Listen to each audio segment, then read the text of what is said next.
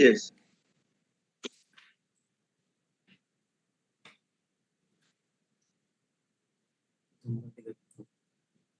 Is it visible? My presentation is visible? Not yet. Visible, no? Yeah, Okay. now it is in.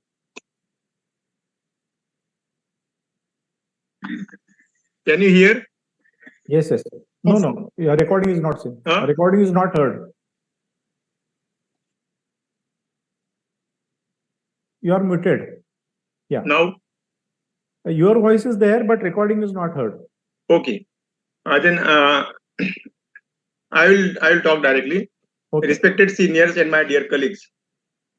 Today, on behalf of International Society of Manual Small Incision Cataract Surgery, we are presenting a series of webinar, and this is A to Z of manual small incision cataract surgery.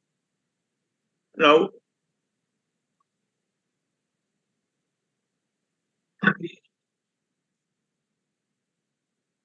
what? Okay.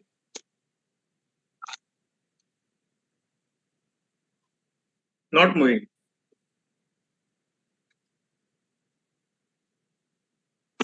And why the voice is not coming? It is also.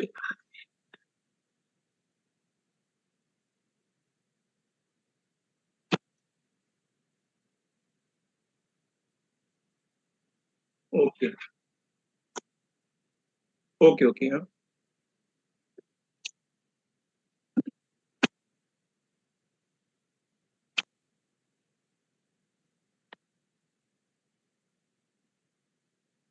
Share sound का है, नीचे button है क्या?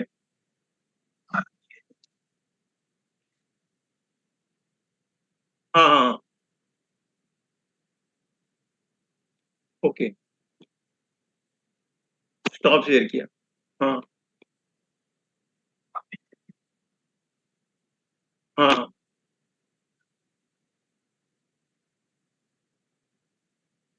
अच्छा उधर. हाँ. Yes. Okay.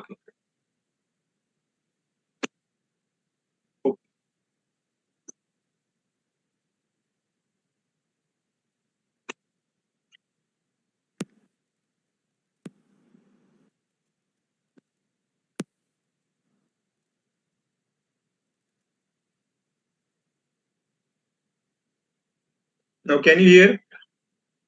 No. 1 minute. Astigmatism causes blurring of. Now the sound was there. Now the sound. It was coming. I will restart now.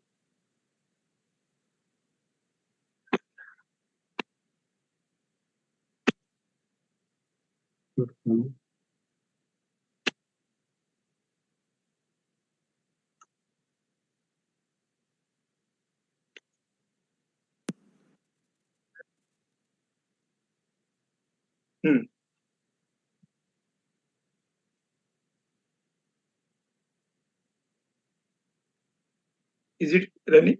Can you hear? No. 1 minute. I'll just take a last try.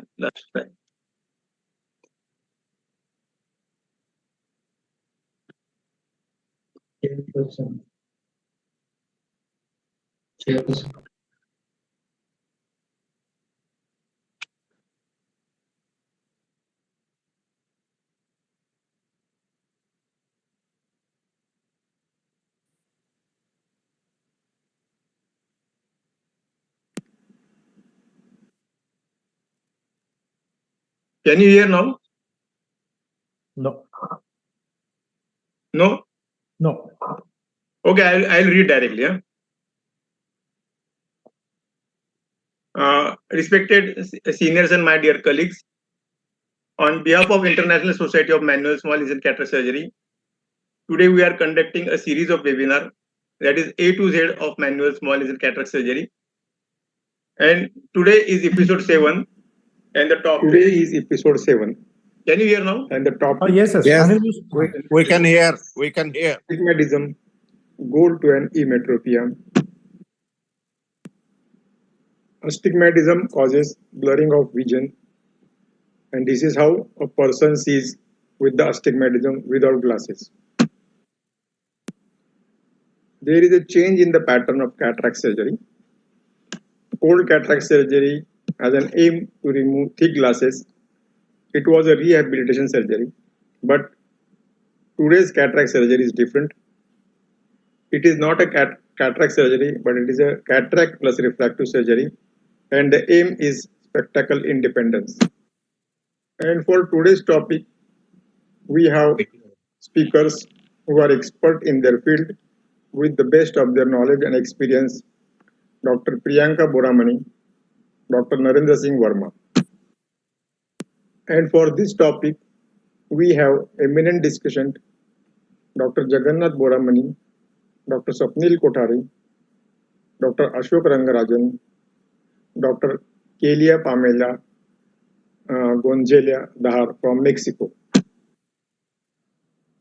So for this series of webinar, our aim is to popularize smart SICS. It should be safe, cost effective with minimum learning curve, and it should be useful for community basis.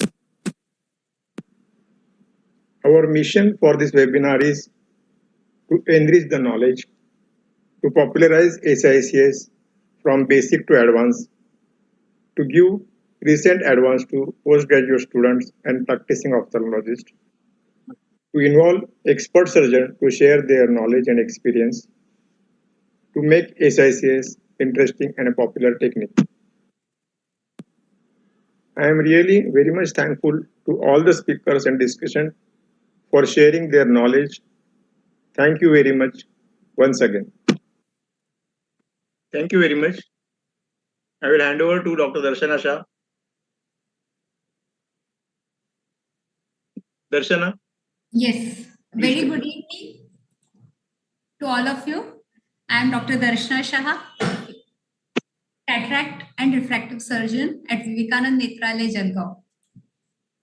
It's my pleasure today to welcome all the office bearers, especially Dr. Sahu sir, Dr. Jagannath Boramani sir, Parikshit sir, Mathur sir, Dr. Barun Nayak and Mishra sir. Also, I welcome Maharashtra State Office Bearers, Dr. Prakash Marathe sir, Anil Shah sir, Mandar Paranspe, Amay, Usha madam, Anand Pangrikar sir. Let me first go with the introduction of chairperson for today's session. First of all, Dr. Prakash Marathe sir. He is consultant at Netra Yogi Eye Clinic, Pune. He is past president, Maharashtra Ophthalmic Society, Pune Ophthalmology Society, and Indian Medical Association. He is member, Legal Affairs and Expert Group Committee, AIS, and chairman, Maharashtra Chapter, ISMSICS. He has been in committee of All India Ophthalmic Society, past managing committee, has been vice president, IMA Maharashtra State, also honorary secretary, Social Security Scheme, Maharashtra State. He is treasurer, POS and IMA, and has been awarded as President's Appreciation Award many times. Also, he received Dr. Asha Kelkar Award in 2022 by Pune Ophthalmology Society. We welcome you, Marathe sir. Thank you. And Thank I have a you very for the- special connection with Marathe sir because we practice at Chopra. Sir comes from Chopra. So, sir, welcome you for today's session. Thank you, Darshana. Thank you. I also welcome President ISMSICS, Dr. Anil Shah sir. He is a very passionate ophthalmologist doing private practice at Nandurbar since 1986. He has done various research works, especially the snare for SICS surgery, also the IOL, big size foldable IOL, and has written books and articles which is published at national and international levels. He has done surgical demonstration also in paper presentations. He has international presentations to his name and has done webinar apart from Maharashtra in Odisha also and in other states. Welcome, Anil sir. We also have Dr. Ravi Kumar Reddy sir as chairperson for today's session. It was very kind of him. He, by evening, sent his photograph CV to me. Welcome, sir. He comes from Hyderabad, did all his education from Kurnool University, and is now practicing in Hyderabad. He is the author for the book Atlas of Ophthalmology, which was released by late President Dr. APJ Abdul Kalam. He has done a lot of community work and has done more than 10,000 free surgeries in various eye camps. He has a lot of orations and awards to his name. He's a passionate teacher and has been past professor also and hold various positions in Andhra Pradesh Ophthalmic Society. Welcome, sir. The fourth chairman is Dr. Surendra Bhasin. Yes, sir. And he loves to do various complicated cases. As I was reading his CV, he has done various challenging cases in traumatic surgeries, like traumatic cataracts, subluxated, complicated cataracts, likes to do LASIK, femto-LASIK, keratoconus, and areas of interest is phakic lens, various type of complicated surgeries. He is presently Vice President, Ocular Trauma Society of India. He is AIS Managing Committee member, Madhya Pradesh State. He is Executive Member of Intraocular Implant and Refractive Society. Also, he has been Secretary and President in various societies like Maharashtra, MP, Madhya Pradesh State Ophthalmic Society, and IMA also, Gwalior branch. We welcome you, sir. Thank you. Thank you all for including me to this prestigious webinar. Thank you, sir. Now, we would like to introduce the speakers for today's session. Our first speaker is Dr. Priyanka Boramani. She's young, bubbling ophthalmologist, did her MS Ophthalmology and fellowship in Pediatric Ophthalmology and Strabismus. She's practicing at Surya Netralaya, Lions Hospital and Mathari Hospital in Navi Mumbai. Presented various papers in Moscow, Inventum and ESO. She has performed SICS in Lifeline Express for a week in Jharkhand. Awarded second prize for poster presentation in World Conference and also second prize in Teachers of Tomorrow contest at Moscow 2018, Aurangabad. She is a trained Kathak dancer. So we have an artist among us today, apart from a budding ophthalmologist. Our second speaker is Dr. Narendra Verma. He is a comprehensive ophthalmologist, specializes in cataract and refractive surgery. He is in private practice since 22 years at Verma Eye Hospital at Surendranagar, Gujarat. He was former resident of Venu Eye Institute, New Delhi, and developed indigenous topographer and mobile-based SI calculator. Conducted IOL camps in Lifeline Express in different parts of country. He has multiple presentations to his name and presented in various international and national conferences. Welcome, Dr. Narendra Verma, sir. Good evening, everyone. Thank you, Darshana Madam, for the introduction. Thank you. I'd like to now invite Amay to do the further introductions. Thank you, ma'am.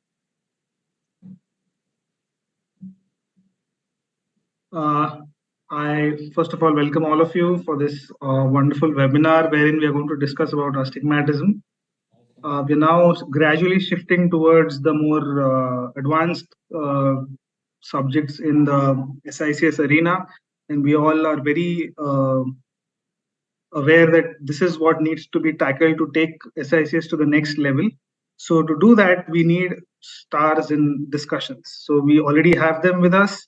First and foremost, we have Dr. Jagannath Boramani. He is the Executive Chairman of ISMSICS India. He's a starlord in his own way, needs no introduction. He has various awards in Moscow, and he's got the Best PG Paper Award, YKC Pandit Innovation and Ophthalmic Practice Award, Best Academic Private Practitioner Award, BK Chitnis Oration Award, Best Video Award. These basically are almost all the awards that Moscow gives out. So the only award now remains is Lifetime Achievement. I'm sure you'll get there too. He's got awards in AIOC, the Sante Vision Award, Best Publication in IJO 2022. He's done various live surgical demos wet labs and talks in India and abroad, including ESCRS, WOC, APACRS, South Africa, ESO, and ZANSCO. He has various contributions in 6 textbooks and publications and journals. He's the executive chairman of ISMSICS. As I said, he's the past editor journal of ISMSICS. He's past president of Navi Mumbai Raigad Ophthalmologist Association. And he was one of the key persons for all our MOSCONs ranging from 2016 to the current MOSCON that would be there next week in Kolhapur. There's many awards in elocution, paintings, and acting.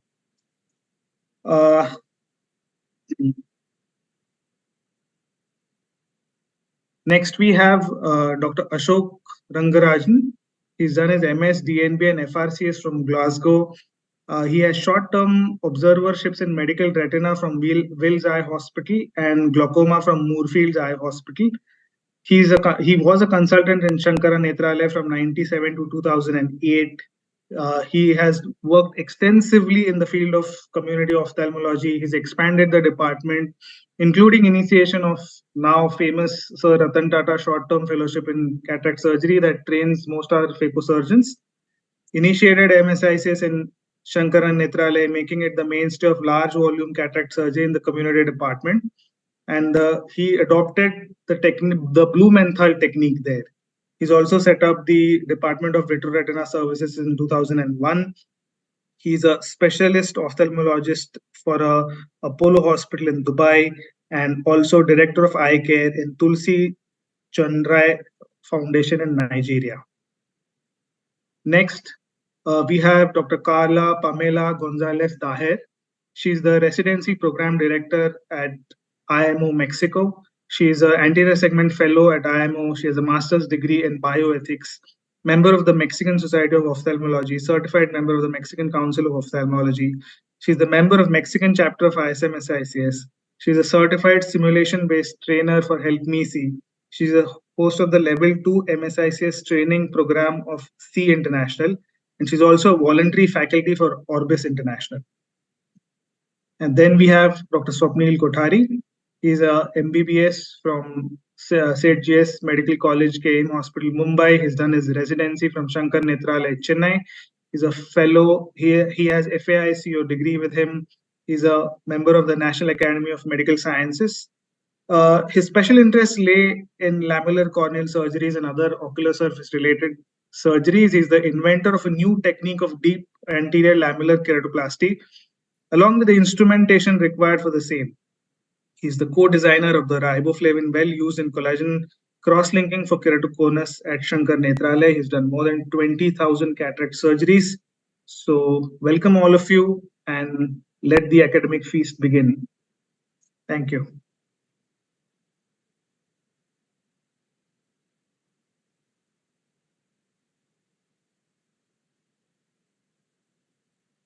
I call upon Dr. Priyanka Boramani. Dr. Amir, Yes, I think yes, we sir. should start with Dr. Sahu and Dr. Boramani. Okay. Addresses by them. Dr. Sure. Sahu, sir, welcome.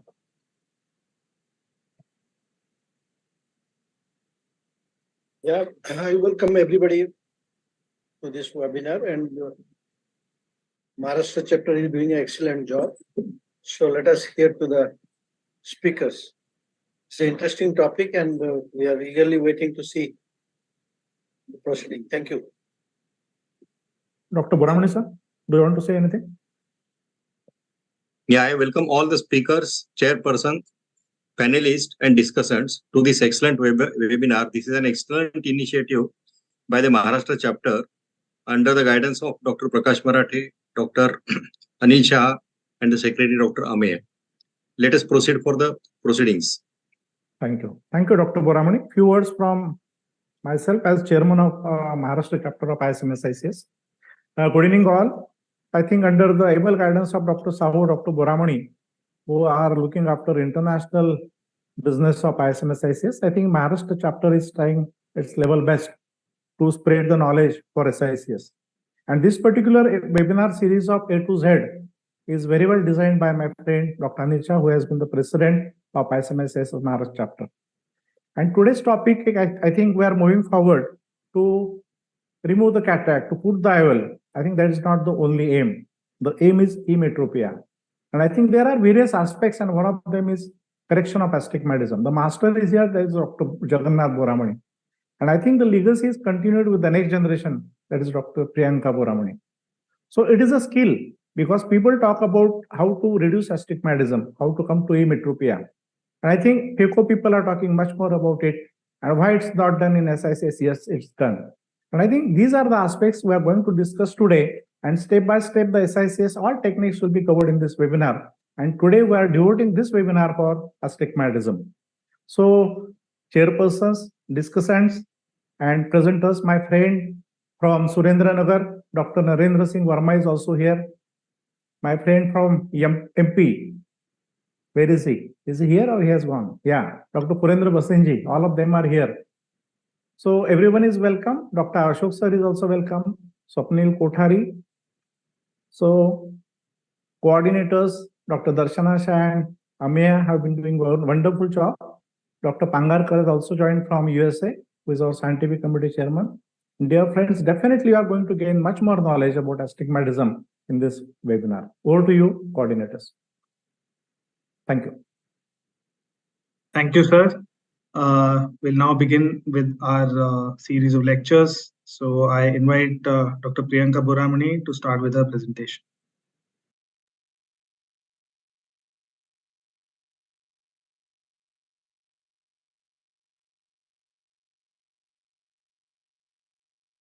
Oh, can you all see the screen? Yeah. Yes, it is visible. Hello? Yeah.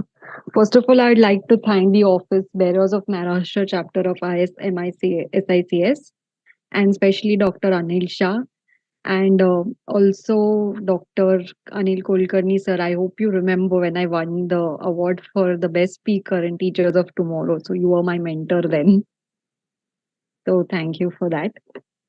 So today,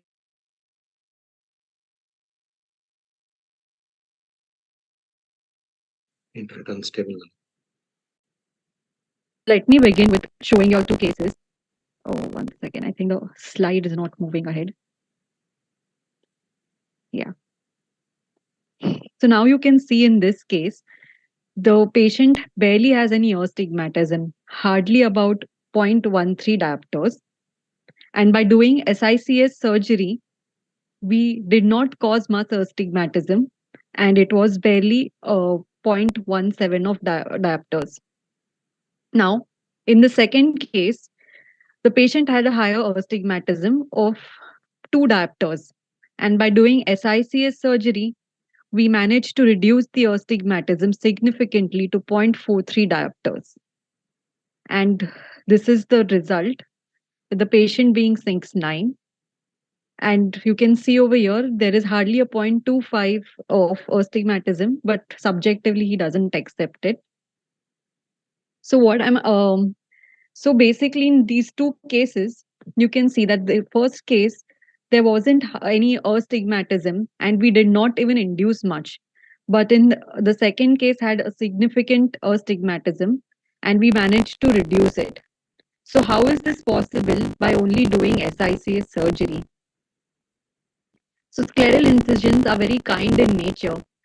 So let us use these kind incisions to the benefit of the patient. Now, it is a known fact that a straight 6 mm incision induces an astigmatism of 1.25 to 1.5 diopters. Hence, we have started taking a frown incision to further reduce the astigmatism. But what happens if you further curve the incision? The astigmatism have to reduce further. So corollary to this, we have formulated our own algorithms as follows. For the superior straight incisions, a straight incision of 7 mm would lead to an astigmatism of 0.16 diopters. And the further we curve the incision, the further we reduce the length of the incision, the astigmatism reduces subsequently. So if we start curving the superior incisions, the astigmatism is further reduced. So the more we curve the incisions, the more significantly the astigmatism reduces. A perfect U-shaped frown incision practically induces no SIA. Now, what about the temporal straight incisions? Temporal incisions are supposed to be a little weaker, so they do not induce or do not help in neutralizing the astigmatism much. But still, when we start reducing the size of the incision, the astigmatism goes on reducing. Temporal curved incisions would further reduce the astigmatism. Now, the superotemporal and superinasal incisions have an effect somewhere between the superior and temporal incisions. It is the best to have the maximum effect by centering the incision on the steep meridian, irrespective of the size or shape of the incision, so that the vector forces act equally from both the sides. So whatever may be the steep meridian, you get this half of the eyeball to operate on. These are the SIA calculators which are available online to find your own individual astigmatism. So we can enter the particular type and quadrant of an incision in the column and find out our individual astigmatism. Let us look at some more cases.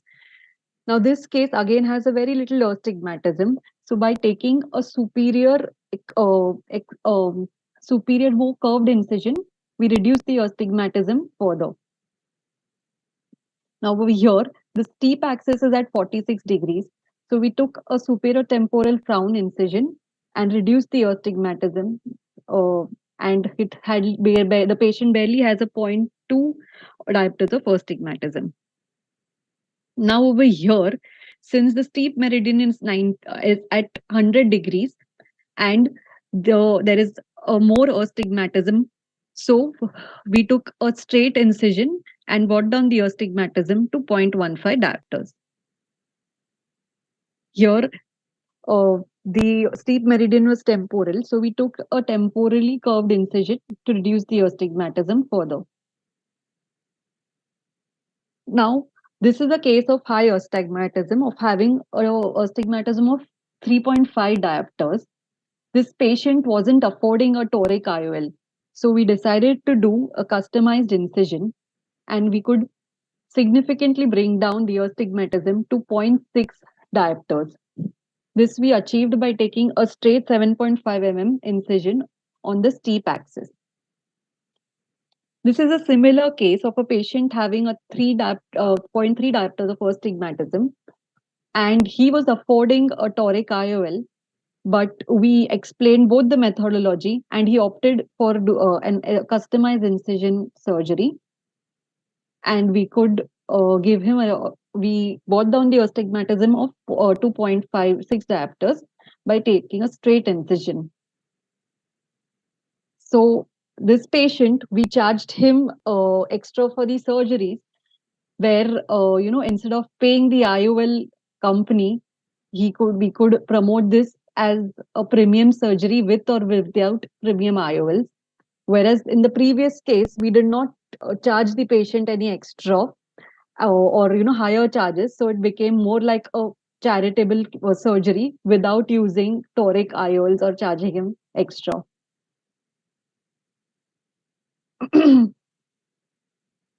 This is a case of high astigmatism using a multifocal IOL, but not a toric IOL.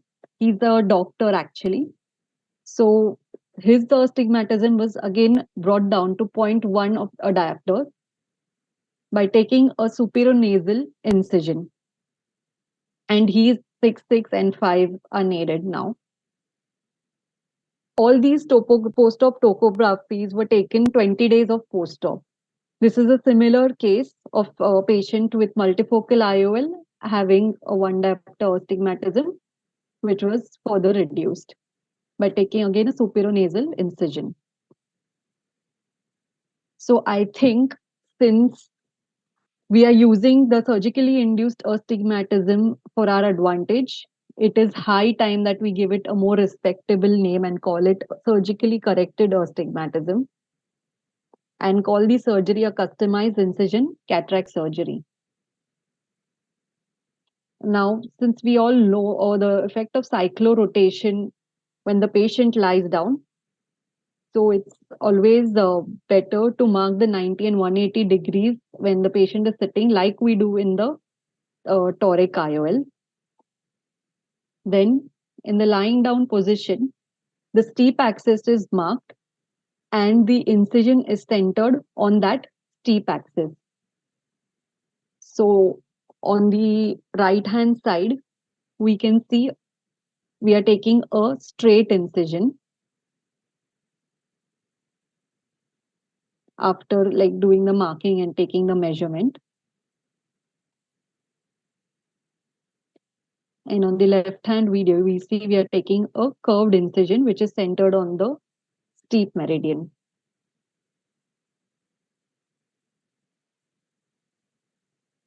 I'm happy to share that our method was published in the IGU in November 2022.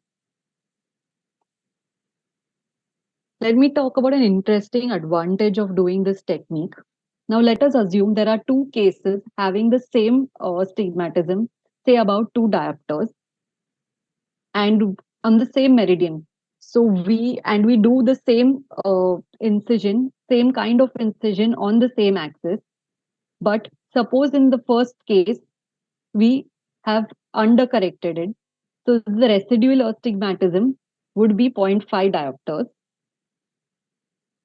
And in the second case, suppose the case got overcorrected, still the residual astigmatism would be 0.5 diopters, even though the meridians would have changed. So the range of error is of 1 diopter.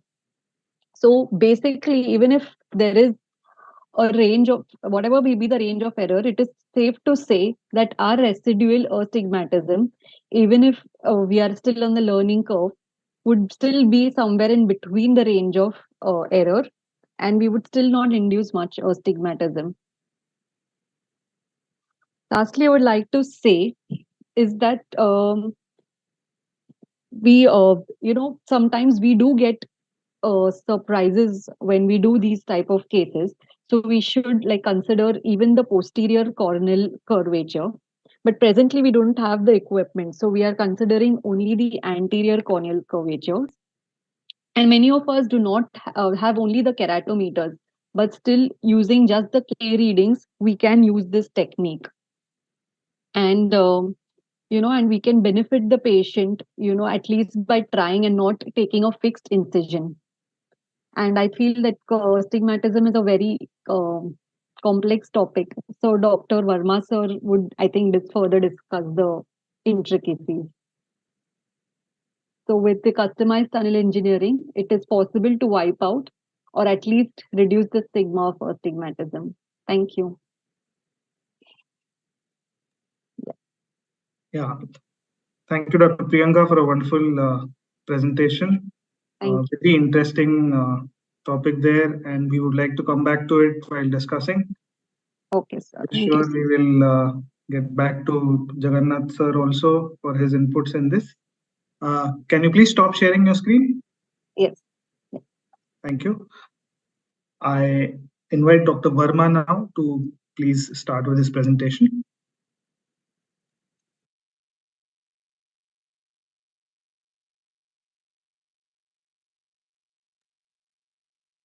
Is it visible? Yes. Okay. Visible, sir. Make it slideshow. Okay. So thank you, ISMSICS Society, for inviting me for this webinar. And Dr. Priyanka has explained with variety of videos that how you can use incision to decrease the astigmatism.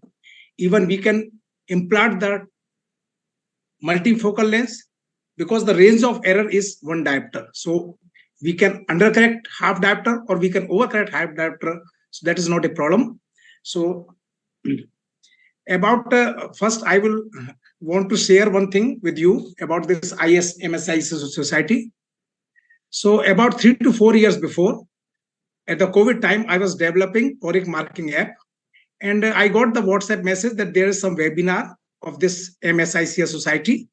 And when I read the topics, 2 millimeter SICS incision, 2 millimeter SICS, then SCS, surgical correction of astigmatism by incision, multifocality by SICS, then snare, India-made snare, and then Rajiv Raut sir, that concept that if you want to decrease the astigmatism, if the astigmatism there, cornea is oval, make it round, make it spherical, then take the incision so that you can reduce the incision, that astigmatism. So these type of new concepts was very much innovative for me. Then I decided that I will become a member of the society. And I am a member of multiple societies, but the work the Dr. Boramani sir and Dr. Amul sir is doing, and whole team, they are doing a very extraordinary work to make the society global, and we, all the members, are thankful to them. So Dr. Anil sir told me that I will to discuss some basic of the astigmatism. So now I start my presentation. Thank you, all the office bearer and the. So demystify astigmatism and customize SIA. So as a refractive error, astigmatism is of following type: simple, compound, and mixed. All of these are regular astigmatism. So regular astigmatism, it is more common. It has bow tie pattern in which the steep and flat meridian are perpendicular to each other. On the other hand, irregular astigmatism is less common. It may be due to corneal pathology like keratoconus, EMD, corneal injuries and infections like HSB keratitis, corneal surgery like penetrating keratoplasty, DALK, RK, and post-op ectasia after refractive surgeries. In the bow tie pattern, there may be a skewing of the radial axis. It is considered regular astigmatism if the skewing is less than 20 degrees.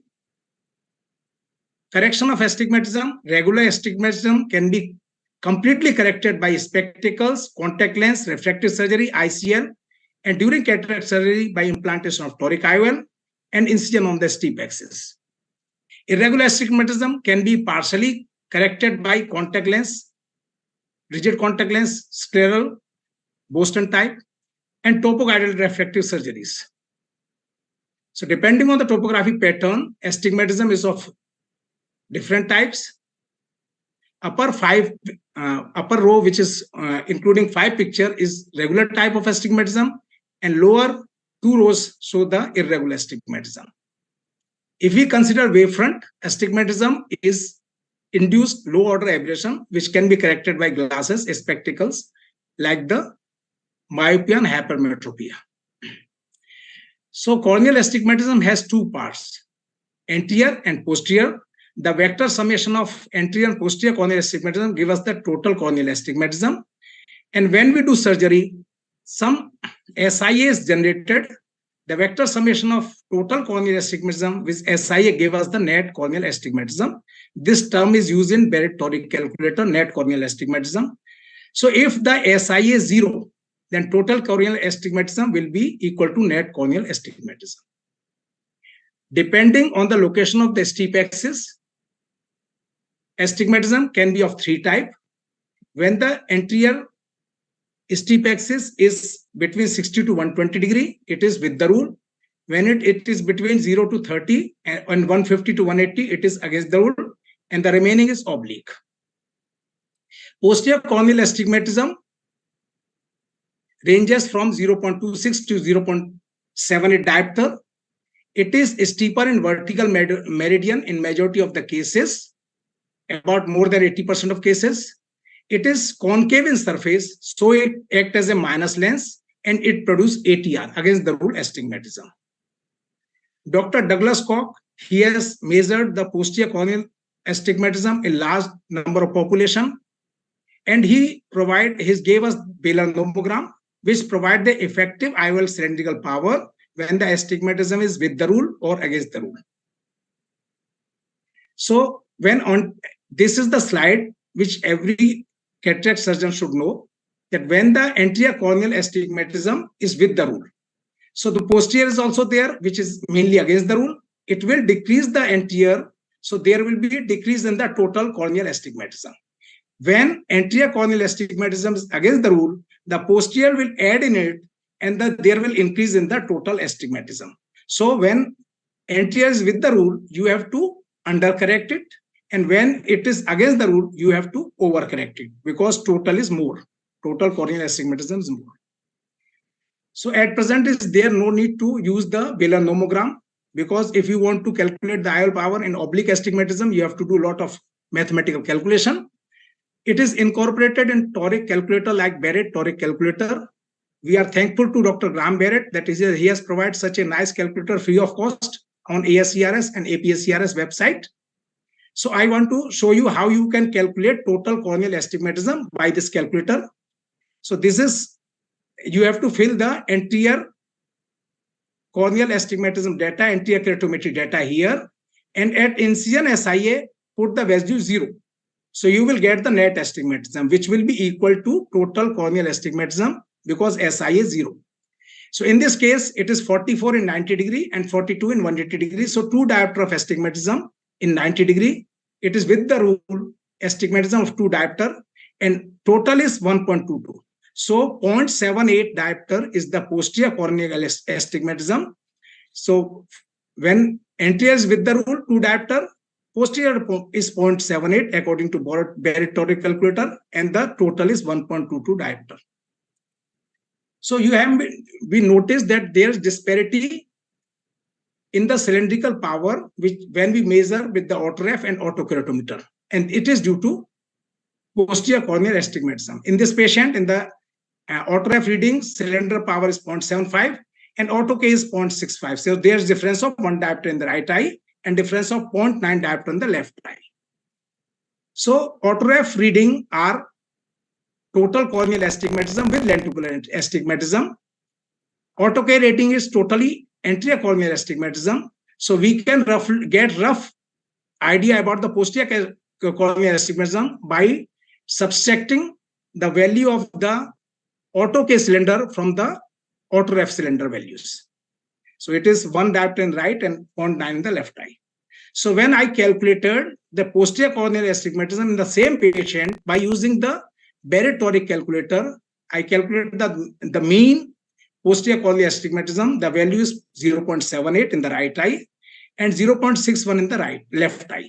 So this difference is because there is lenticular astigmatism, and Barrett toric calculator use 5 variables. So axial length, ACD, and lens thickness, they also contribute about this for this change.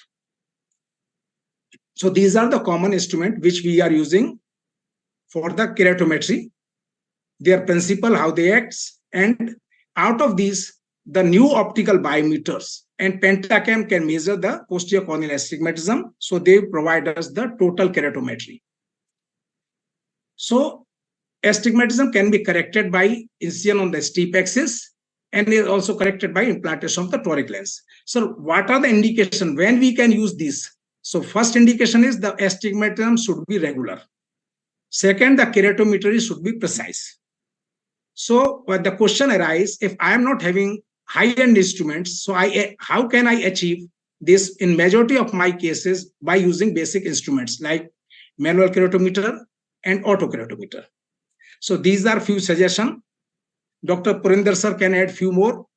So you have to use 2 instruments which are based on different principles. Keratometry should be done before putting any eye drops or before any contact procedure. 3 identical keratometer readings can be considered as reliable. You have to repeat keratometry at 2 occasions. So on the day of surgery, first do keratometry, then put the drops, and compare the keratometry of both eyes, mainly the steep axis.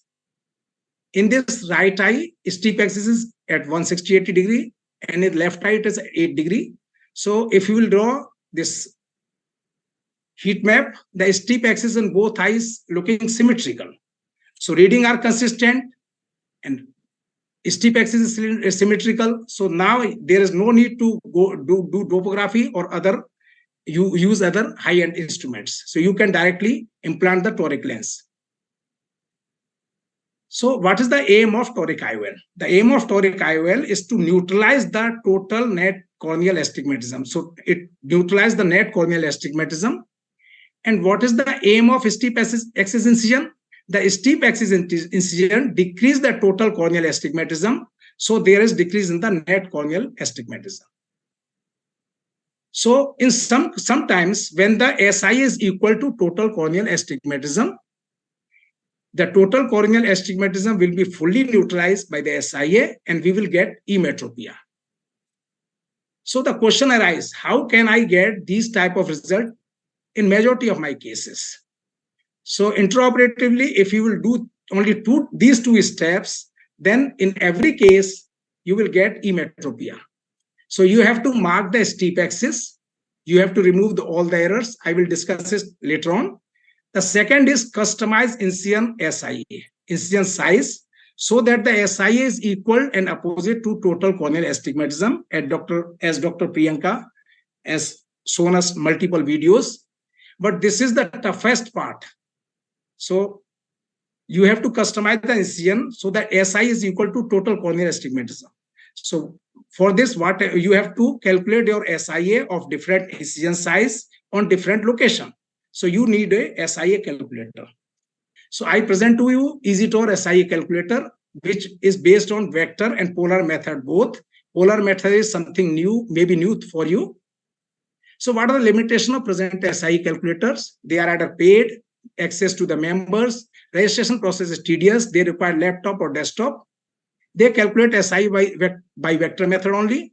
Data entry is and evaluation of result is not user friendly.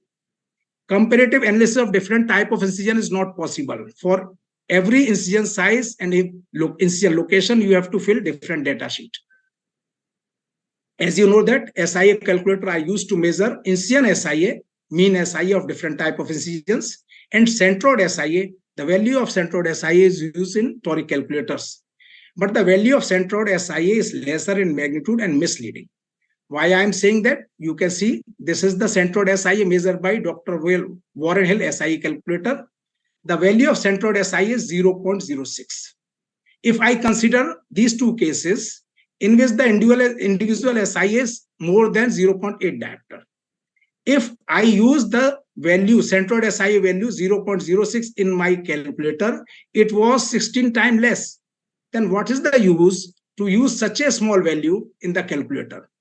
So the same problem was noted by Dr. Saurabh Savne, that he told that when we measure the centroid SIA by vector method, double angle plot, when there is a spread of vector in all direction, the centroid value become very less. So let's see some basic. When we take incision on the cornea, there are two types of changes. The cylindrical power changes as well as there occur rotation of the steep axis. So there may be steepening, increase in the cylindrical power, or flattening, decrease in the cylindrical power. At the same time, the steep axis will rotate in clockwise or anti-clockwise direction. So what is an SIA calculator? Which is ideal.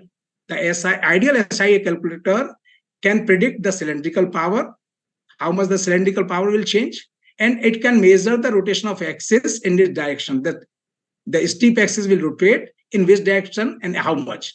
But it is not practically possible. What present SI calculator are doing? They are giving us the magnitude only, mean SI and centroid SIA. They are not designed to measure the rotation of the steep axis. So can polar method predict SIA more accurately? Let's see. So this is the formula we use in the vector method to calculate the SIA. In the polar method, SIA is measured at two perpendicular components, which are called polar vector. One component measures the change in the cylindrical power, another component measures the rotation of the steep axis. So for access to the SIA calculator, you can scan the QR code, enter your email, set your password, and this data sheet will open. There is a single data sheet in Excel format. You can enter all of your data in it, and there is option to select that site of incision, size of incision, which data you want to compare. The system will automatically select the data and provide you the result on single screen in the table and this graphical form. So in the table, you will get the SIA calculated by the vector method and polar method, 2 components. Then the mean, median, and quantile and standard deviation of these results is also provided. In extra, we are also providing success in diopter. So when you take incision on the steep axis, how much cylindrical power is decreased in diopter, coupling ratio, and change in spheric equivalent also. So this is the centroid SIA measured by the vector method double angle plot. It is based on the same principle as Dr. Warren Hill is calculating his centroid SIA. So the results, if you use both method and both the calculators, you will get the same results. This is centroid SIA measured by the polar method by bivariate analysis of the 2 components. One component which measures the change in the cylindrical power and another which measures the rotation of the steep axis. So for validation, we have compared our SIA calculator with the Dr. Warren Hill calculator, which use vector method. You can see the results are same, 0.96, 0.96. The value of the SIA is same. For polar method, we have compared it with the Dr. Neil Alpine SOT SIA calculator, which measure these polar components. So 0.949, 0.94, you can see this. And this is the rotation of steep axis, 0.167. They are comparable. So I want to share 2 type of cases. Very interesting. So in one cases, the incision was taken on the steep axis. This is my phaco incision, 2.8 millimeter, and I have done OCCI 2.8 millimeter. My aim was to decrease the astigmatism by 1 diopter. These are my 57 cases. When I measure the SIA by polar method, it comes to be 0.69, out of which 0.68 is causing change in the cylindrical power. Only 10% is causing rotation of the steep axis. So when we take incision on the steep axis, rotation of the steep axis is less as compared to change in the cylindrical power. These are the data provided to me by Dr. Meghur sir for his temporal 2.8 millimeter phaco incision. These incisions are not on the steep axis. Then we got this result. The centroid SIA for 2.8 millimeter temporal incision is 0.15 diopter. The maximum part is here, out of which only 10%, 0.5% change the cylindrical power, and maximum 90%, nearly 90% change the causes the rotation of the steep axis. So this is my conclusion. It is very early in the early stage.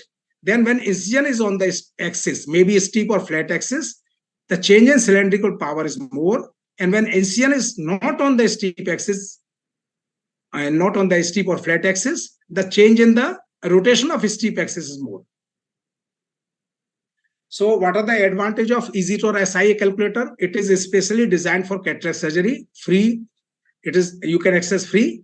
It can be accessed on mobile also. It measures centroid SIA and mean SIA by both vector and polar method. Input data are easy to enter in Excel sheet format. Results and graph are displayed on single screen, so easy evaluation is possible. Comparatively, analysis of different type of incision is possible. So now the second criteria, if I want to get, my aim is to get emmetropia by making an incision, my incision should be on the steep axis. So I have to eliminate error due to head tilt, cyclotorsion, and smudging or wipe out of the marks. So for this, I present to you my own steep axis marking topographer. It is video. So day before yesterday, I recorded this video on my right eye.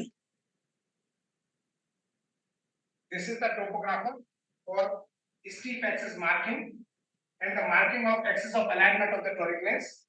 So my right eye picture are taken. Is the video audible? Capture 3 pictures at a time. So yes, this sir. is picture. I will process it. So it will process and provide us data within 30 seconds. It is anterior surface topographer. In spite of residual disc, we are using 600 LED in central 9 millimeter zone. So this is the raw image. This is the data validation. So how much data the system has captured, and now these are the useful data which we want. First is the keratometry. So keratometry show that in the 3 mm zone, cylinder is 2.4 diopter in 90 degree. Then in the 5 mm it is 2.3 in 90 degree, and in 7 mm it is 2.2 in 90 degree. So the astigmatism is regular. There is no skewing of the steep axis. This is axial heat map, which is also showing the astigmatism is regular. Now, these are the two modules. This module is for ISMSICS incision. It is written here ISMSICS incision, and this module is for toric lens.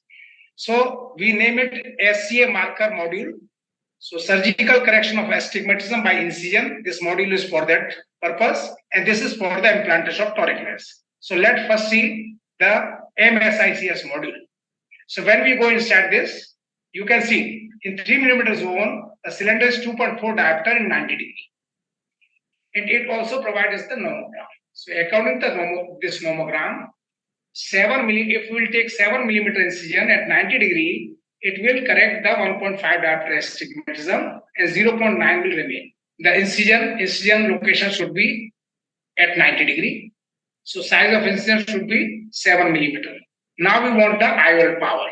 It is directly connected to the Barrett Universal 2 calculator. So when we press this calculator sign, we will get direct access to the Barrett Universal 2 formula. So we'll get the IOL power from the Barrett Universal 2 formula directly.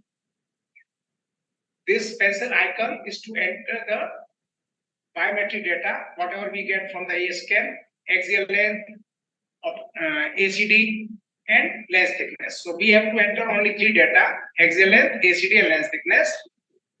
And if I will change, if consider the axial length is 24, previously it was 23, I will submit it, and now I will calculate again.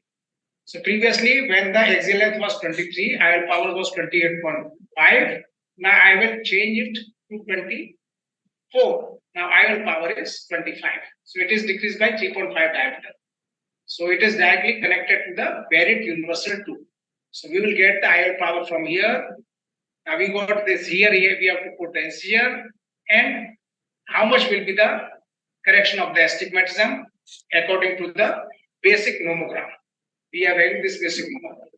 Now we have to select the landmark points. We do need not to mark the 180 degree reference marking. Here we will see some structure. This blood vessel is visible. So I will mark this. It is at 172 degree.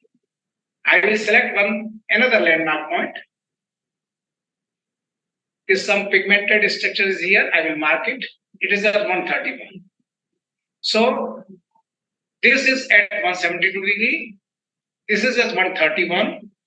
These landmark point will be the reference point for me. I will mark this point at the time of operation, and from here I will mark the site of incision. So I will save this picture, use this picture for the marking of site of incision. In the toric lens, this is the anterior astigmatism, but we want net astigmatism. For net astigmatism, when we press this calculator icon, it will be directly connected to the Barrett toric calculator. So all the data it will feed in it. And now the net astigmatism is 1.55 diopter in 90 degree. This is the net astigmatism. So now I will select the site of incision. If my site of incision is 90 degree again, and incision SIA. If I am taking 7 mm incision SIA is some 1.5,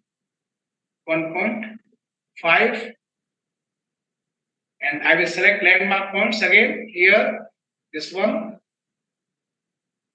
and one is this one.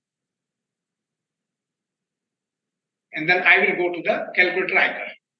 So it is directly connected to Barrett calculator. All the data are fed itself, and it will provide me. So if I take incision 90 degree, which is having SI of 1.5, according to Barrett calculator, there will be nearly zero astigmatism will remain. So I will get total emmetropia. If my incision is at 100 degree, 0.54 will remain. If my incision is 110 degree, 1 diopter will remain. So by taking incision here at 90 degree, which is having SI of 1.5 diopter, I will get total emmetropia. This topographer is capturing 3 pictures at a time and with the different color of LEDs. So it changes the color of LED and captures 3 pictures within seconds. So we can also analyze another picture. So I will analyze another picture. So these are the result 2.2, 2.2 and 2.0. So these are the keratometry reading. Initially it was 2.4, 2.3 and 2.2. So it is slightly less than the previous one. The axis is same, heat map is same. So everything is same. So the it's taking 3 pictures and all the pictures, the data is nearly same. So the principle for error-free marking for removal of the cyclotorsion error and error due to head tilt. This is the principle is same that of the image guided system. So when we capture this picture, this is the steep axis in this patient is as 175 degree. So steep axis is here. There is this landmark point, which is at 14 degree. So distance between those two landmark points is 19 degree. If the patient will move his head while doing keratometry, this distance will remain same. If you lie down, there will be cyclotorsion, but this distance will remain the same. So when at the time of keratometry, we also take the good quality picture. And by this, these are our reference point. So 19 degree away from this is the steep axis. So that's why there are no need to keep the patient straight at the time of keratometry. Patient can sit comfortably. His head is tilted, no problem. And there is no error due to the cyclotorsion. So Dr. Swapnil has also developed a nice app for the toric axis marking. It is similar to that of the image guided system. So if the time will permit, we can share, can we use toric lens when we use MSICS incision? Some guidance from Dr. Barrett sir. And thank you for your time. This is over. Thank you, sir, for a wonderful presentation. I invite Dr. Boramani sir for his comments. I congratulate both the speakers for wonderful talks. Generally, it is presumed, or maybe I can say 95% of the SICS surgeon, they feel that multifocals and toric is the arena of only phaco surgeon. It is not meant for SICS, but it is not so. Now we are aiming towards emmetropia, and SICS is itself a wonderful tool if we consider all these aspects. Especially Dr. Priyanka has explained that instead of having a fixed incision at a fixed site for any type of astigmatism, you have to give consideration towards the steep axis. Try to center the incision, the center of the incision on the steep axis, and then decide upon the shape of the incision, shape as well as the size of the incision. Whether it should be a straight, long one, it should be slightly curved, it should be extremely curved. So accordingly, you can try to reach towards your goal. Perhaps you may not get absolute emmetropia, but instead of doing only a just fixed 2.8 mm clear corneal incision for any type of case, or pushing the patient every time for a toric lens, even with a 0.70 diopter of astigmatism, I don't think everyone gets a proper result, because even with toric IRs also, we get surprises. Many times there are surprises only because of the corneal incision. Every time the cornea also may not behave properly. And especially I'm very pleased with the developments which Dr. Narendra Singh Verma has done. I have interacted with him so many times, but yet I have to interact with him so many times, because even I also find it difficult to understand his thesis and concept. In fact, he has been asking for my data also, and he wants to study how my incisions are behaving. But maybe after the forthcoming CC, I'll interact with him more and even understand the subject more properly. But I should really congratulate him that he has developed an indigenous topographer, when having more advantages than these costly topographers. And even the surgeon need not bother. He has to just feed his data in the topographer, and he has kept his software also free of cost. I have seen his machine in our CCC 2022 in Chandigarh. I have interacted a lot with him, and maybe I'm sure within a period of 1 year there must be a lot of developments in his machine. Plus, he will come out with so many things in the future, because really speaking, he has entered very deeply into the consideration of astigmatism and its theory. Thank you very much. Thank you, sir. I invite Dr. Swapnil Kothari to give his comments. Thank you very much for, first of all, I would like to thank IMSICS for inviting me. Thank you very much. And really congratulations to both the speakers for the wonderful talk, especially to Dr. Narendra. Just had one small query, Dr. Narendra. In the video that you were showing, the images, the LED marks were slightly decentered. So does that make any difference?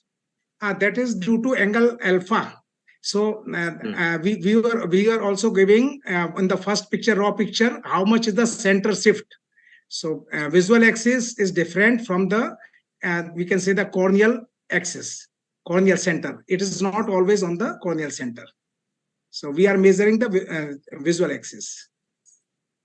And is there any online calculator which gives out the readings with Pola method compared to, something similar to Barrett?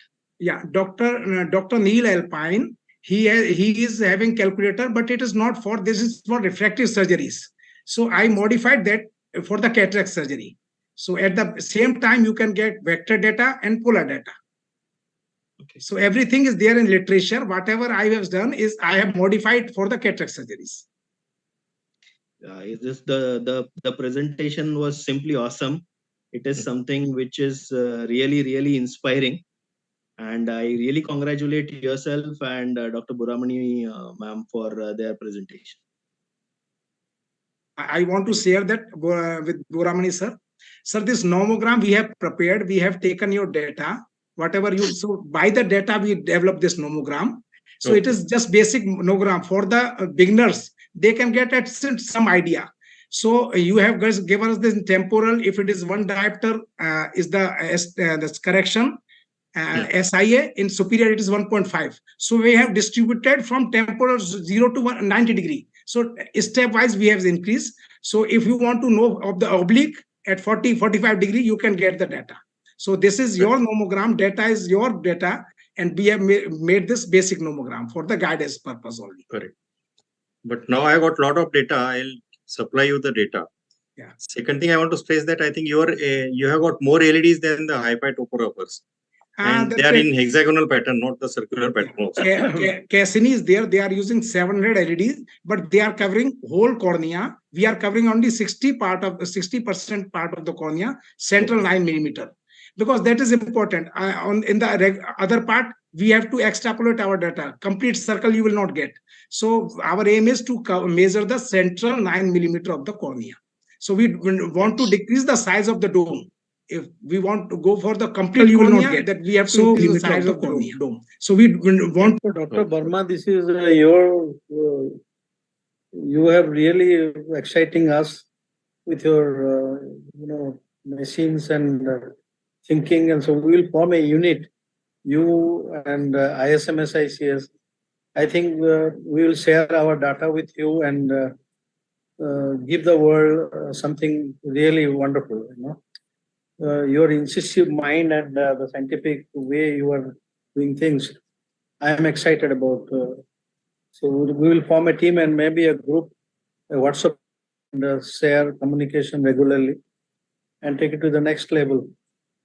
I'm looking forward to interacting with you. Thank you, sir. It will be honor for me, and I also want to customize the SIA term. Customize SIA. Yeah, that means what it means for me is when we are taking incision. If I want to if there is 0.5 diopter, half diopter of astigmatism, and my incision size, the nucleus is too big, so my SIA will be something 1.5. So where should I make the incision so that axis rotation will be more, cylindrical power will decrease less? So when we will having a lot of data, we can play with the data and we can come to some conclusion. So we will give the guidance. If you want to decrease the cylindrical power, take incision here. If you want to and do not want to decrease the cylindrical power, then rotate, go for this axis. So in the future, though the ASI is not very easy, predictable, and but we can get in 70 or 80% of the cases. Some prediction we can do with lot of data. Thank you. Yeah, looking forward to. Yeah, wonderful, Dr. Verma. I invite Dr. Ashok Rangarajan, sir, to kindly give his thoughts. Yeah, no, at the outset, thank you very much for having me here. And congratulations to both the speakers, Dr. Priyanka and Dr. Verma, for their talks. Truly inspiring. And yes, you're right, Dr. Verma, it's the data which is going to probably drive your results and give us something in a nutshell. And even I would be excited to join and probably share to see what comes out of it. And I'll probably dysfunction and the pristine surface of the cornea is required before we take these measurements. So if you have done an applanation tonometry, if there is meibomian gland dysfunction of the patient, it will be good to treat them aggressively and use topical lubricants before you take the readings to get more precise readings. Other than that, I think most of the other points have already been covered. And thank you very much once again. Thank you, Dr. Rangarajan. I invite Dr. Pamela to give her inputs, please. Yes, of course. Congratulations. It was an excellent presentation. We don't have so much experience in astigmatism and ISMSICS here in Mexico. The thing is, we do a lot of phaco. So whenever it's a soft cataract, we do a lot of toric IOLs. We do aura system intraoperative aberrometry. So we leave ISMSICS primarily for our toughest and hardest cases and with a lot of cellular weakness. What we've seen is, since those cataracts are quite huge, we cannot take them through small incisions like 4 millimeter because sometimes you need a wider tunnel. But if you are far enough from the limbus, which would be like 2 millimeters, and you do the frown incision, astigmatism you induce, it's, I mean, not that important. So congratulations, and thank you very much for sharing all this knowledge. Thank you, Dr. Pamela. I have a question for both the speakers and our discussants. We've talked about the site of incision. What is your experience about the distance from the limbus where you take your SISS incision? How does that affect? Dr. Boramani, please. Yeah, that also. Which Boramani? Anyone can take it, sir. Yeah, basically, the further you go from the limbus, the induced astigmatism is less. For example, if I got a patient of high diameter of astigmatism and the steep axis is temporal, it is very difficult to neutralize this. So I have a big incision, but then I try to bring the incision little closer to the limbus and do little extra intracorneal dissection so that I'm going nearer the optical axis to have a better result and to neutralize a higher diameter of astigmatism. And sometimes I do a clear CCI on the nasal side also, along with the temporal incision to have some additional effect. So the distance from the limbus also matters. Now this concept of funnel of astigmatism is totally only a concept. Instead of funnel of astigmatism from the center of the cornea or maybe from the center of the optical axis, you draw two radial lines. If your incision cornea is 2.8, and then at the end of incision, you draw two radial lines from both the ends and go further and further. So naturally, these two radial lines go away from each other, and you have the liberty of having a larger incision. So 2.8 mm on clear cornea may be equivalent to about 4 mm, a little away from the limbus, and maybe equivalent to almost 7 millimeters further away from the limbus. Okay, sir. Sir, what is your experience regarding we always talk about the size of the outer lip of the incision. How does the size of the inner lip of the incision on the corneal side change the astigmatism? See, as a routine, we do the dissection of about 1 millimeter, which is concentric or parallel to the limbus. But we don't do major variation there. So, frankly speaking, we don't have much experience. But thing is that. But do you think that will also affect the amount of? No, I don't think. The amount of astigmatism, in my experience, is generally depending upon the ends of the incision. That is the binding force. Or in other words, suppose there is a 6 mm incision, cataract is not very hard, so you don't do the pocketing, extra pocketing, so the internal incision also is not very large. And consider another case having a 6 mm incision, outer incision, but you do a lot of spiral dissection, side pockets, and the internal incision is very high. The results will be equivalent in both the cases because the binding force is only the ends of the incisions on the sclera, which will allow the sagging. A straight incision allows more sagging compared to a prone incision. Thank you, sir. I invite Dr. Purendra Bashim to please give his inputs.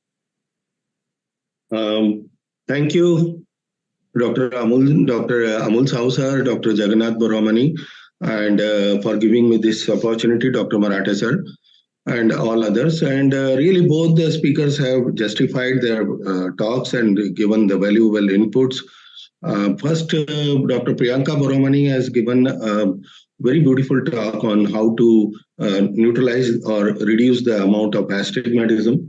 So, what I feel is that 20 days study of the astigmatism, maybe we may take 1 to 3 months because the wound healing takes place for longer duration.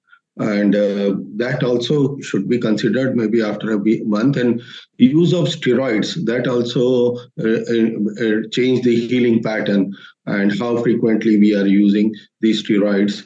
That also changed the healing pattern and the total outcome of the corneal astigmatism. And it also depends on the type of cataract. Like if the cataract is very hard and nucleus is hard and large and big nucleus is there, and that also will definitely induce the or change the outcome of the astigmatism, which I think we all are aware of. And the manipulation during the surgery, surgical manipulation is also very important. As she has already said that as of now, we are not taking into consideration the posterior corneal astigmatism, which is also very, very important when we try to go for neutralizing the astigmatism and go for the premium cataract surgeries like multifocal or trifocal IOL. But in a nutshell, I think it is a wonderful, mind-blowing and various eye-opener kind of a presentation that we can neutralize, we can reduce the amount of astigmatism by changing the size and the placement of the incision. I appreciate your studies, and please go further and do more studies, and we'll be too happy to listen from you further.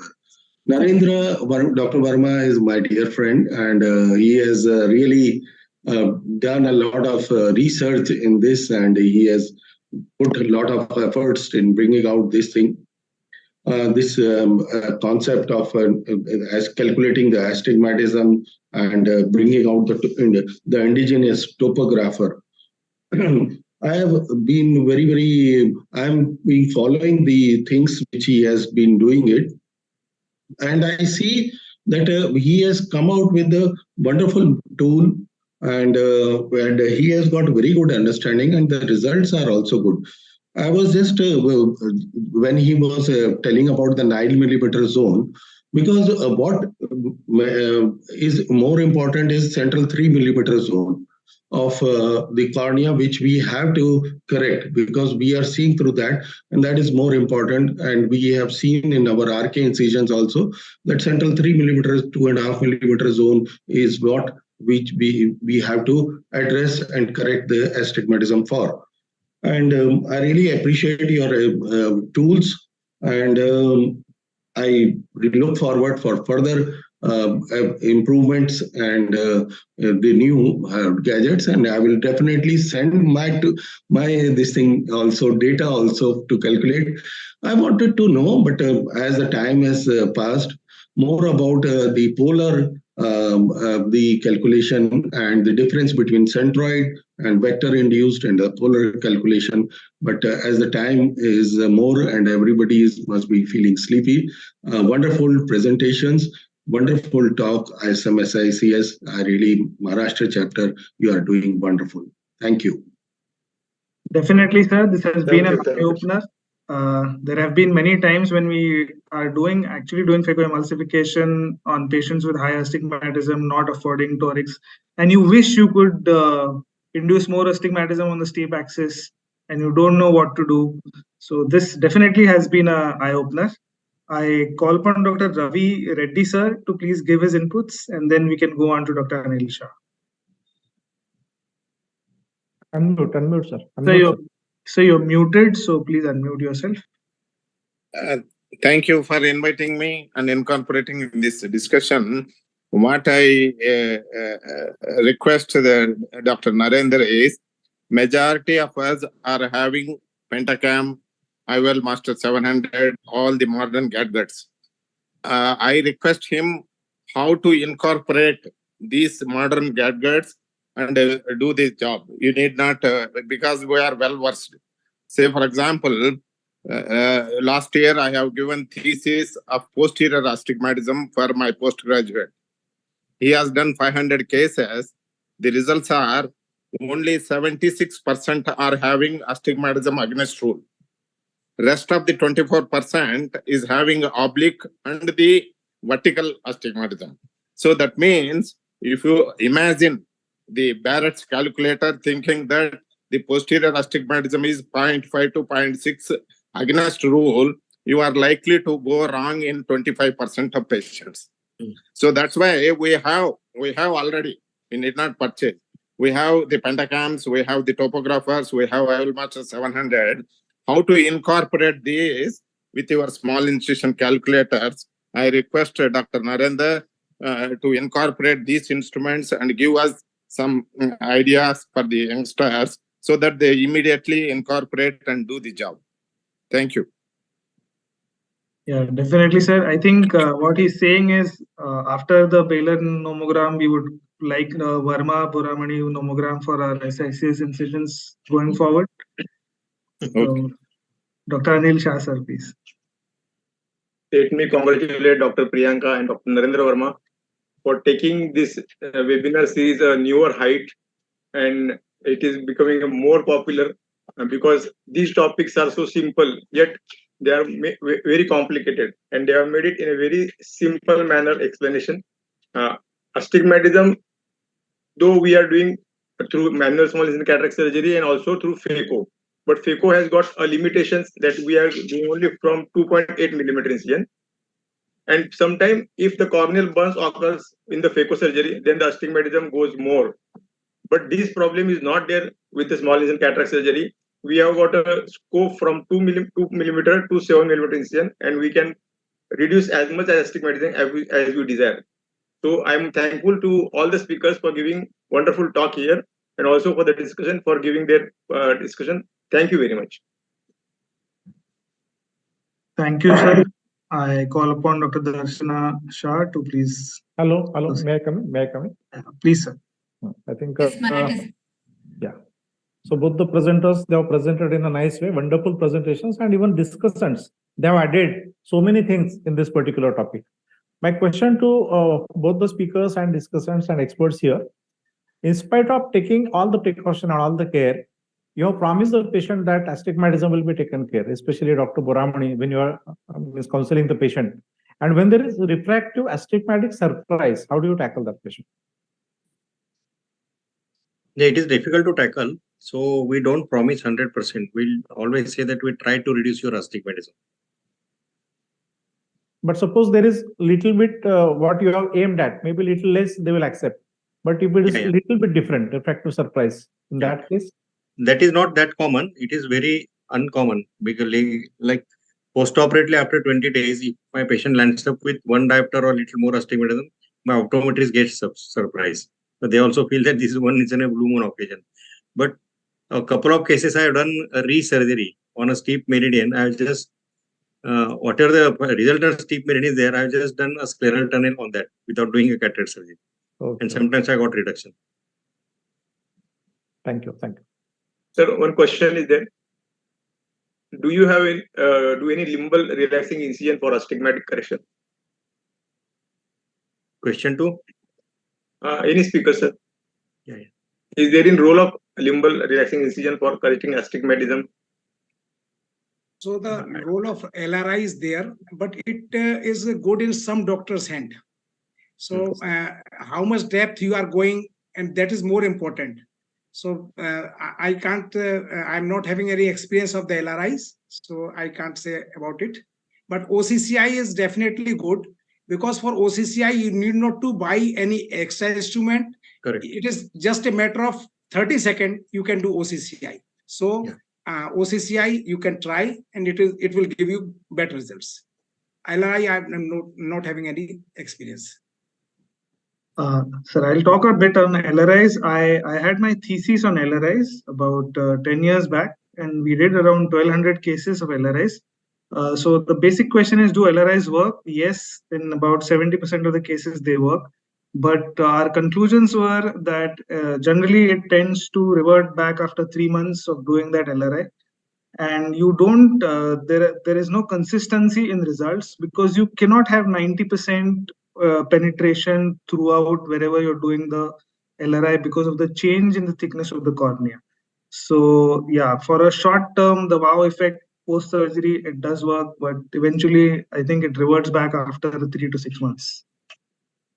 The problem with LRI is you require a high-end topographer to tell you exactly the 90-degree depth at the zone that you want to do an LRI, for it to have a quite good amount of predictable results, which many people who are trying to do LRI may not have access to. Second thing about OCCIs are a wonderful tool, but you have to be careful in not extending the OCCI too much into the clear cornea. Otherwise, it actually affects the anterior cornea also in the negative way, that you get a peaking kind of thing at that thing. And OCCI also have significant amount of reversal over a period of time. So OCCI per se are also not a panacea when it comes to correcting astigmatism. And what you can always do for patients who land up with a surprise is you can go to astigmatismfix.com and have a look whether any change in the toric IOLs, if you have done a toric IOL, will help, or otherwise the best method is to wait for 6 months and do LASIK or something, laser correction. I wanted to ask one question. Yes, sir, you're audible. Please ask, sir. Yes. Audible, no? Yeah, sir. Please go ahead. What is the role of doing, means if suppose we get a refractive surprise after the toric IOL, or even after the small incision cataract surgery, and if we get some astigmatism, then how do you correct that? For that, for example, if it is a toric IOL, then you take all of your measurements and you go to astigmatismfix.com, which is a free website which is available. After you have put in all the data, it will do all the calculations and tell you whether rotating the IOL is going to have any effect or not. Suppose you have if there are some errors in the calculation, then sometimes you might need to do an IOL exchange, or the other option is always to do a add-on LASIK on top of whatever has been done. Thank you, Dr. Swapnil. We have a question online.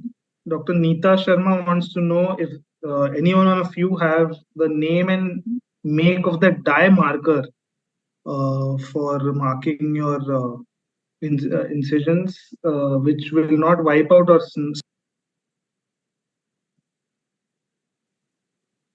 It's a bubble marker. It's a tri-radiate bubble marker. It is available with Apaswamy. Apaswamy makes it in 2 or 3 different models. And if you want to avoid smudging, then what you can do is actually put a speculum for the and allow the cornea to dry a little before you mark. If you do it on a dry cornea, the smudging is much less as compared to if you try to do it on a wet cornea. Thank you, Dr. Swapnil. Can I share one thing? Yes, sir. Please. Dr. Kakadia, sir, I have presented his presentation in SSTC, in Gujarat Ophthalmic Society. So he has developed very nice for laser. By laser, you can mark 2 points. So very laser X, he called it laser X. So you can mark 2 points. There is no need to mark by the 180 degree, and you can rotate it and also mark the site of SGL also with the laser. That point and that point will remain for 8 to 10 hours. So a very innovative thing he has developed. So manual marking is no need. Laser will mark the steep axis. Right. Over to you, Dr. Darshana. Yeah. It was a scientific piece today, touching on the basics of astigmatism. Really, the road to Emmetropia is not far away. We will be surely, by such excellent presentations, reach to Emmetropia. First of all, I would like to thank the speakers, both Dr. Priyanka Boramani and Dr. Narendra Verma. Excellent presentations. The concept of SCA, surgically corrected astigmatism, CICS, was very interesting. Narendra sir, your innovations were really inspirational, I must say, and I think everyone present here was inspired. We will be definitely looking more into now the astigmatism part whenever we will be doing SICS. So we will be staying connected and waiting for more inputs from you. Thank you so much for the excellent presentations, both speakers. I would like to thank the office bearers, Dr. Jagannath Boramani sir and Sahu sir, for your presence and guidance. I'd like to thank the office bearers, the chairperson, president, and secretary Amay, chairperson Dr. Marathe sir, president Anil Shah sir, for giving me this opportunity. And also overseas, we have two people, Dr. Pamela and our own Dr. Anand Pangarkar sir was there to guide us. And of course, we have the discussants who excellently guided us on the topic in detail. Everyone from Swapnil to Ashok sir, and we had from Telangana, Dr. Ravi sir. I thank everyone. Also the team, technical team, Rahul is here for the smooth running of the program. All those who attended the program online, I am thankful to them also. And definitely it was beneficial for all of us. Thank you so much. Wishing you all a very good night. I think we'll switch off and leave. Thank you very much. Thank you. Thank you. Thank you very much. It was a wonderful meeting and wonderful presentation. Thank you. I hope everyone like it. Thank you. Thank you. Thank you. To the meeting, sir. Thank you. Thank you. Good night. Good night.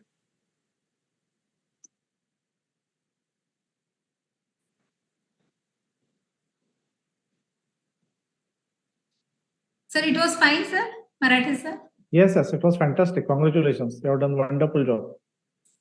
Yes, Darshana, you have done a very wonderful job. It is fantastic and nice you have done all the moderatorship and very good.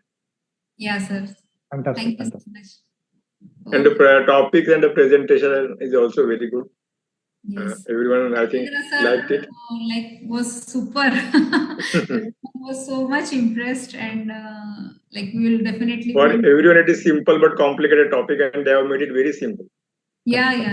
The basics, he explained it in a very lucid and very simple way, and enjoyed his talk.